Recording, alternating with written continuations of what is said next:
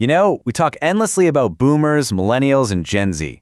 But what if I told you there's an entire generation that's basically hiding in plain sight?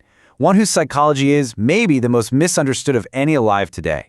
In this explainer, we're pulling back the curtain on Generation X. And it's so true, right? In all the cultural conversations, the think pieces, the endless generational debates, there's this huge gap, smack in the middle.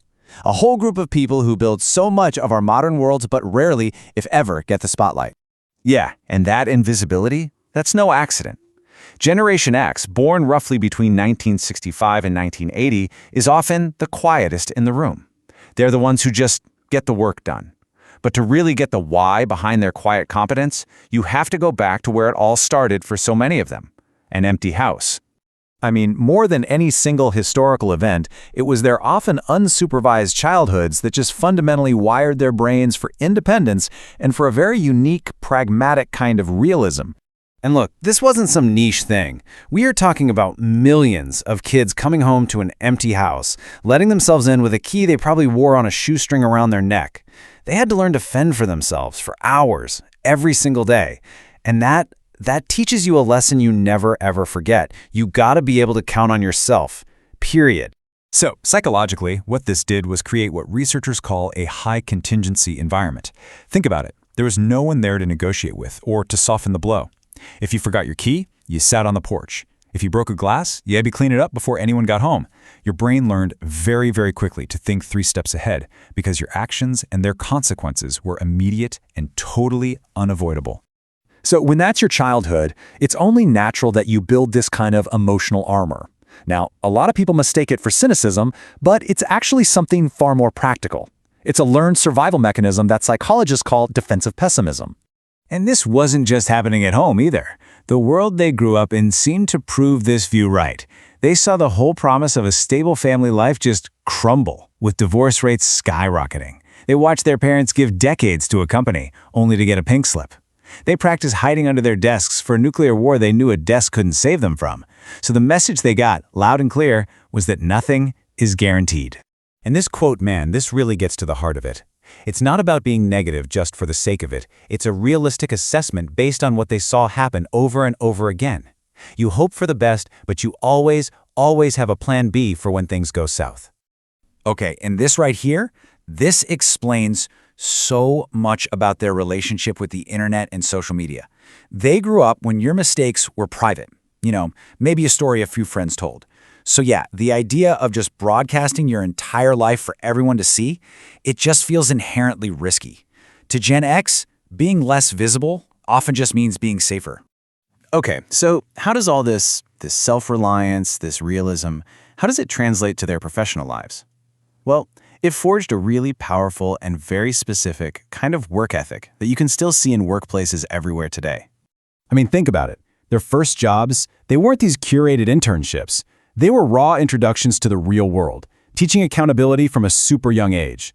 So naturally, when they finally entered the real workforce, having seen their parents' loyalty get betrayed, they made this critical psychological shift. They placed their loyalty not in a company, but in their own competence. After all, you can't control the economy, but you can control how skilled and valuable you are. And this leads to a really fascinating take on authority. A fancy title means absolutely nothing to them. They grew up watching leaders make disastrous decisions on a global scale, so they learned to question institutions. But competence? That's the whole ballgame. If you actually know what you're doing, a Gen Xer will be the most loyal and effective person on your team. But if you don't, they will see right through you in a heartbeat. So remember that whole rug-pulling feeling we talked about? Well, it followed them their entire economic lives. It seemed like every time they were just hitting their stride, bam, an economic crisis hit. This repeated trauma is why they are often so financially cautious, and why so many of them value having multiple income streams. For them, it's not really about getting rich. It's about building their own safety net, because no one else is going to do it for them. So what does all of this add up to? Well, it puts Gen X in this incredibly unique and, honestly, a critical role. They are the human bridge between two completely different ways of life. Just think about this. They're literally the last generation that had to solve problems in a purely physical, analog world. You couldn't Google how to fix your bike. You had to turn it upside down, get grease on your hands, and figure it out yourself. You couldn't look up a fact on a phone. You had to physically hunt it down in a library. This built an entirely different kind of problem-solving muscle. There's actually a fascinating cognitive principle behind this whole thing. It's called deeper encoding. The idea is pretty simple. When knowledge has a cost, when you have to put in real physical effort and time to get it, it just sticks in your brain way better. That's a huge reason why Gen X tends to value practical, hard-won knowledge so deeply. And this might be one of the most profound differences of all. They remember a world without constant digital stimulation, a world where you actually had to be alone with your thoughts, where you were forced to invent your own entertainment. And it's in that unstructured space of boredom that creativity and self-reflection are so often born. Which brings us to this really powerful metaphor for the whole generation. They are the human bridge, connecting the analog past to the digital present, translating between the old ways and the new. And just like a real bridge, their work is often invisible, but it is absolutely essential to holding everything together. So I'm just going to leave you with this one question to chew on.